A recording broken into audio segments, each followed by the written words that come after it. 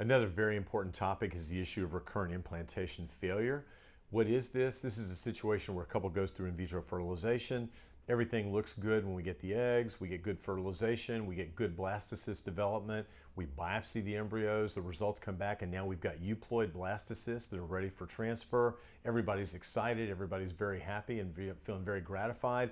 Then we go through the transfer, and believe it or not, the pregnancy test is negative. And sometimes that happens more than once. That's a situation we call RIF, or recurrent implantation failure. Very, very frustrated patients. They come to the physician and they say, my gosh, what are we doing wrong?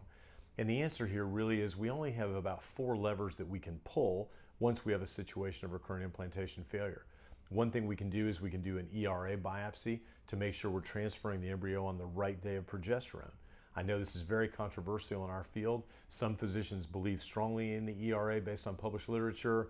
Some physicians don't believe at all in the ERA, also based on published literature. We happen to believe it, and what we found from studies that we did at Texas Fertility, we found that when we transferred embryos in patients who had recurrent implantation failure, 40% of the time we were transferring that embryo on the wrong day of progesterone.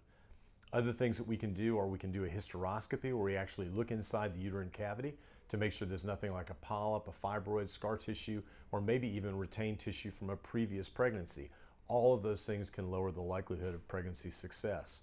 The final 2 things are whether we should give you medications like antibiotics in case you've got any low-level infection, or steroids in case you have any low-level inflammation inside the uterus. Those are the 4 levers that we really have to pull. Topic of recurrent implantation failure, very, very important topic.